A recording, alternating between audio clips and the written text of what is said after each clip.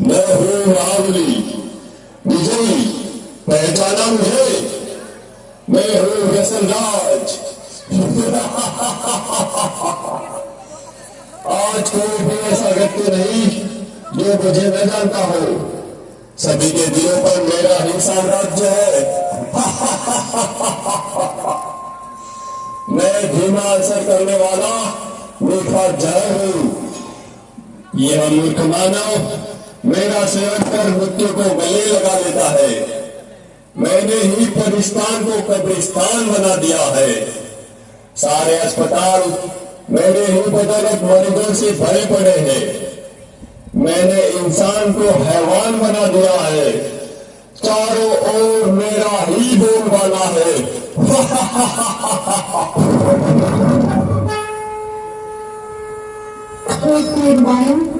कमजोर मानव को अपने वश में करके तू बुला रहा है। तेरे राज्य का अब अंत आ चुका है। तेरे पापों की अब अति हो चुकी है। अति के बाद अब तेरा अंत निश्चित है। अरे नादान बालिके, तू नहीं जानती, लोग मुझे जान से भी ज्यादा प्यार करते हैं। मेरे न मिलने पर वो बेचैन हो जाते हैं। पान, शराब, तंबाकू, सिगरेट, ड्रग्स, ये सब मेरे ही साथी है। मेरे साथियों, बता दो इसे, हमारा राज्य कैसे चल रहा है? मैं हूँ तंबाकू, कर देता सबके दिल को बेकाबू। मैं ही सबसे ज्यादा प्रसिद्ध हूँ, समझा क्या? मुझे हर गली हर नुक्कड़ पर बड़े ही सस्ते दामों में कोई भी हासिल कर सकता है, बड़ी आसानी से। इसलिए तो छोटे बच्चे भी मेरे चंगुल में फंस गए। तो डाला और सुनना, मैंने सभी गालों को गला कर जबरों को ऐसा चीर कर रख दिया है जो मानव अपने मुख में अन्न खाने वाला भी नहीं डाल पाते। जानते हो क्या सभी, दूध से होने वाली मृत्यु की संख्या के कारण आज सारे विश्व में भारत का नाम तीसरे स्थान पर है। जवानों के चेहरों की रौनक जुड़ गई मैंने।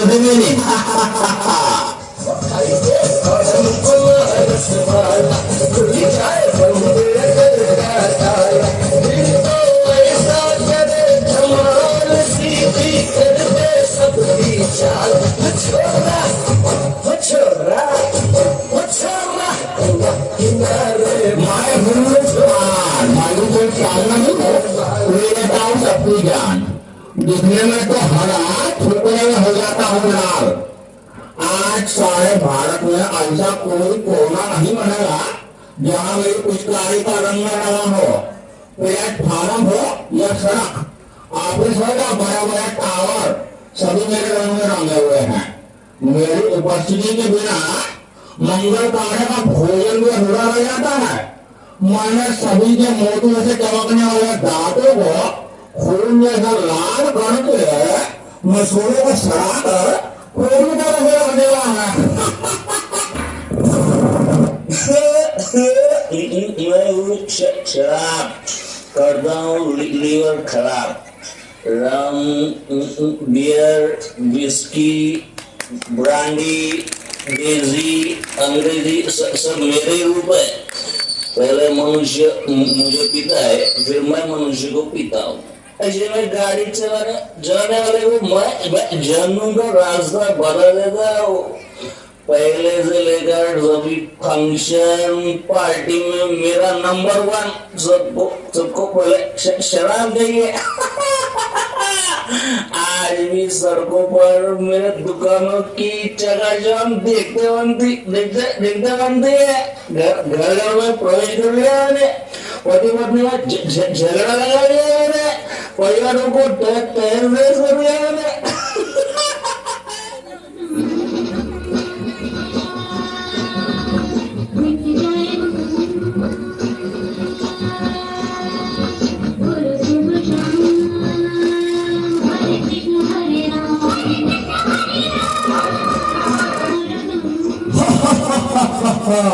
मैं ही ड्रग्स कर देता हूँ इंसानों को बेबस।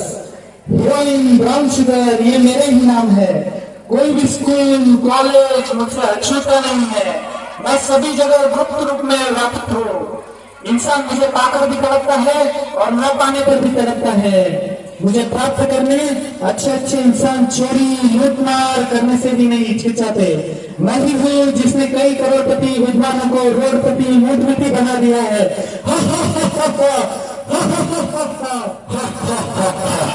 मैं हूँ सिगरेट, दिखा देता हूँ मौत का गेट।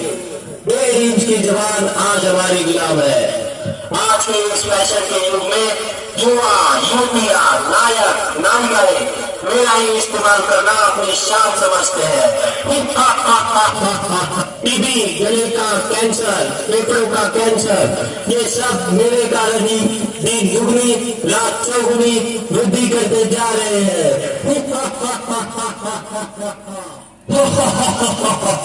सुन लिया तुम्हें? मैं सर्वज्ञ हूँ, मुझे विजय का वरदान प्राप्त है। चाहकर भी मुझसे कोई नहीं छूट सकता। हे दूत, ये तेरा भ्रम है। तू नहीं जानता सर्वशक्तिवान अतीत पावन हम सभी के प्रभु पिता स्वयं इस धरती पर अवतरित होकर अविनाशी रुद्र ज्ञान यज्ञ की रचना कर चुके। हे व्यसनराज, अब सावधान। ईश्वरीय शक्ति के आगे तेरी सारी शक्तियां खत्म होने वाली है। अब तेरा अंत निश्चित है, निश्चित है।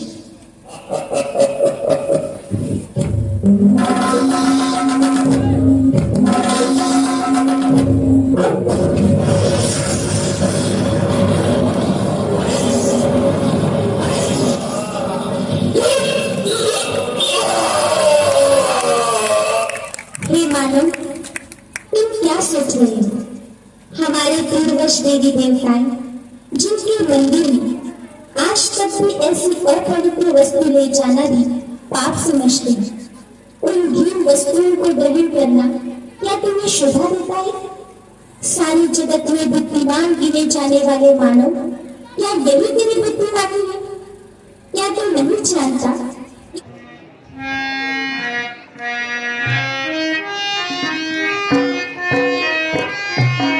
निशा आर्या, ये वो भैया बहन है जिन्होंने हमारे बोर्ड पे क्लास 12th 10th पे मेरिट सूची में, उत्तराखंड बोर्ड की जो मेरिट सूची होती है उसमें अपना स्थान प्राप्त किया। अभी लास्ट ईयर ही जो कि 2023-24 का सत्र है, इसी सत्र में हमारी निशा आर्या, इन्होंने पूरे अल्मोड़े जिले में प्रथम स्थान तथा उत्तराखंड में 6ठे स्थान पर, वरीयता सूची में 6ठे स्थान पर स्थान प्राप्त किया। ऐसे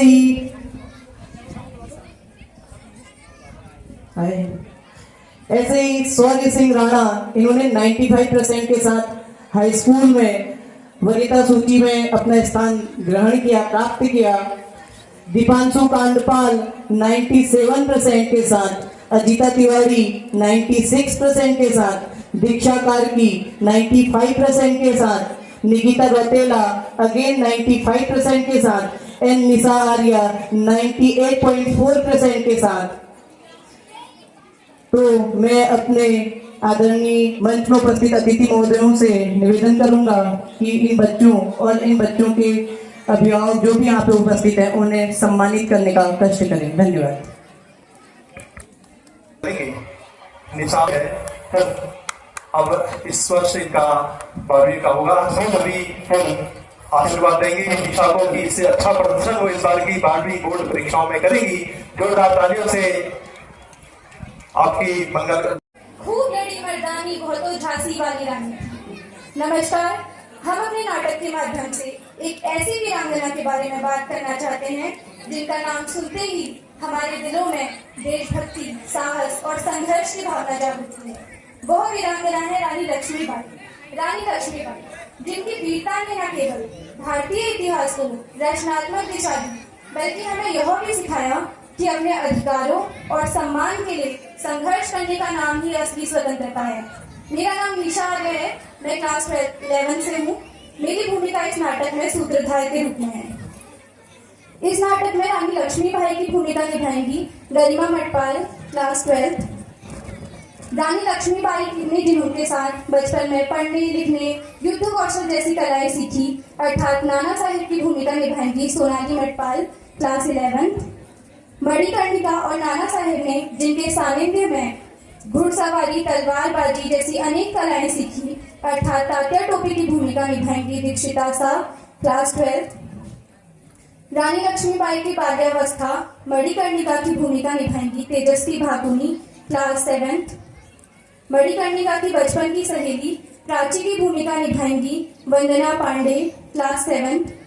चंदनपुरी पंडित जिन्होंने झांसी के राजा गंगाधर राव तथा झांसी की रानी मणिकर्णिका के विवाह के प्रस्ताव को झांसी से बिठूर लाने का काम करा उनकी भूमिका निभाएंगी लक्षिता बिस्ट क्लास 12। झांसी के राजा अर्थात गंगाधर राव की भूमिका निभाएंगी दिव्यांशी मटपाल क्लास 11। पेशवा बिठूर के पेशवा की भूमिका निभाएंगी जानवी भातुनी क्लास 9। पेशवा के दरबारी की भूमिका निभाएंगे मानव फुलारा क्लास 7 तथा रानी लक्ष्मीबाई के पिता मोरोपंत तांबे जनरल ह्यूगो रोज ब्रिटिश गवर्नमेंट के पॉलिटिकल एजेंट मेजर एलिस की भूमिका निभाएंगी सौम्या शाह क्लास 12। भारतवर्ष एक महान सभ्यता है जहां मिट्टी में सोना थी और दिलों के दरवाजे हर मेहमान के लिए खुले थे। इन्हीं दरवाजों से घुस आए कुछ क्रूर और शैतानी इरादे। हिंसा और अत्याचार के आगे जब घायल हो रही हर आत्मा तब इस मिट्टी के गर्भ से उठ खड़ी मणिकर्णिका।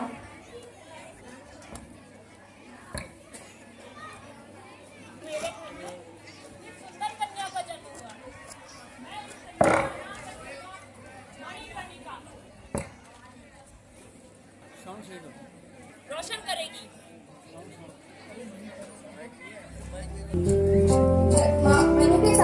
मनु के सिर से माँ का साया हट गया। उनके पिता मोरोपंत तांबे मनु को कालपी से बिठूर ले आए जहाँ वे पेशवा के दरबार में काम करने लगे।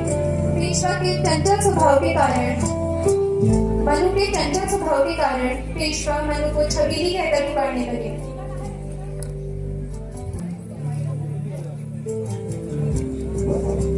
अरे मनु रुको ना, चलो ना कुछ खेलते हैं। आओ बैठो ना सही। ये तुम्हारी गुड़िया वाली थी। मुझे गुड़िया से खेलने का मन नहीं है। एक बार खेले तो सही, बड़ी मजे आते हैं। अरे वो देखो भाऊ आ रही है। अरे आप आ गए।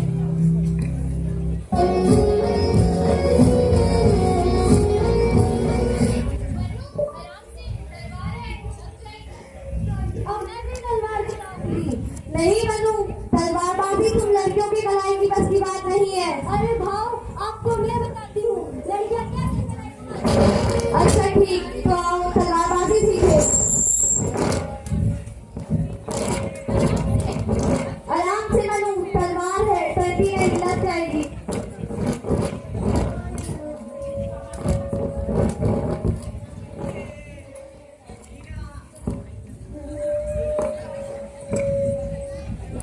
देखना नाना, एक दिन हमारी मनु बहुत बड़ी वीरांगना बनेगी। बात सही है। सामान्य लड़कियों की तरह मनु का मन गुड्डी गुड़ियों के साथ खेलने में नहीं बल्कि लड़कों की भांति वीरता शौर्य और पराक्रमी कार्यों में लगता था। मनु ने पेशवा के पुत्र नाना साहेब के साथ बचपन में पढ़ने लिखने युद्ध कौशल जैसी अनेक कलाएं सीखी। तात्या टोपी के सानिध्य में मनु और नाना साहेब ने घुड़सवारी तीरंदाजी व्यूह रचना जैसी विविध कलाएं सीखी जिनमें वे निपुण हो गए।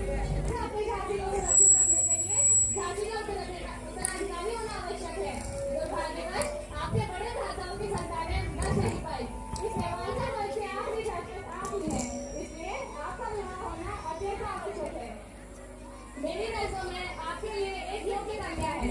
वह कन्या मेरे प्रिय मित्र पंडित की पुत्री मणिकर्णिका है।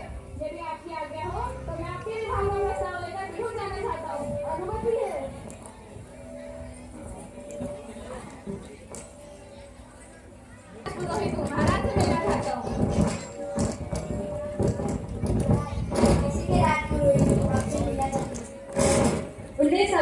को अंदर लाया जाए।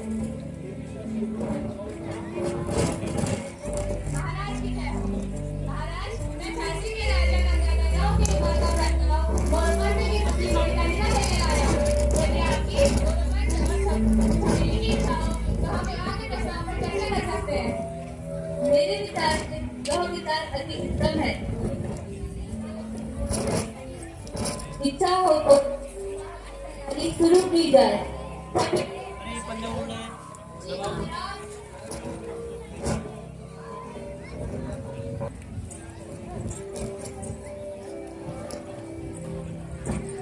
प्रणाम बाबा साहेब, प्रणाम।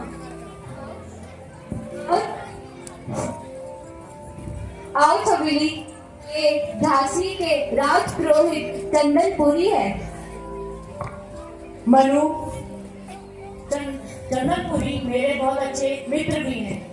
ये तुम्हारे लिए झांसी के राजा गंगाधरराव का विवाह प्रस्ताव लेके आए हैं। मेरे और महाराज के नजरों में यह प्रस्ताव अति उत्तम है।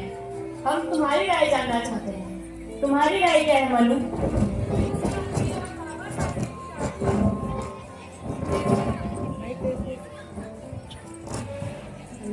जैसी आपकी और बाबा साहेब की इच्छा, आप जो भी निर्णय लेंगे वो मेरे लिए उचित ही होगा। विवाह की तैयारी शुरू की जाए। तो इस प्रकार झांसी के राजा गंगाधरराव तथा मणिकर्णिका तांबे के विवाह के प्रस्ताव को राजपुरोहित चंदनपुरी के द्वारा झांसी से बिठूर लाया गया। बिठूर में पेशवा मणिकर्णिका तथा गुरुपंथ की सहमति से विवाह की प्रक्रियाओं को आगे बढ़ाया गया।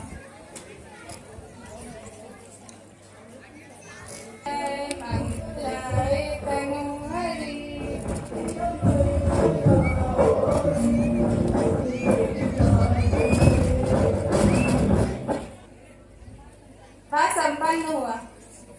सदा सुखी रहो।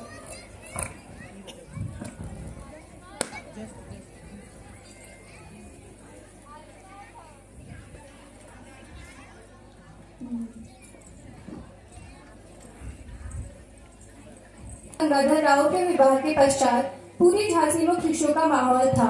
झांसी का कोना कोना खुशियों से खिल उठा था। सभी को झांसी के होने वाले उत्तराधिकारी की प्रतीक्षा थी।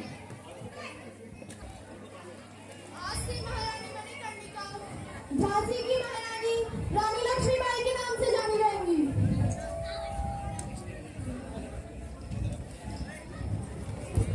एक वर्ष पश्चात रानी ने एक पुत्र को जन्म दिया जिसका नाम दामोदर राव रखा गया। दामोदर राव के पैदा होते ही झांसी में खुशियों का माहौल था। हर तरफ खुशियां ही खुशियां छा गई थी। अब सभी को एक उत्तराधिकारी मिल गया था जो झांसी के नेवालकर वंश को आगे बढ़ाएगा।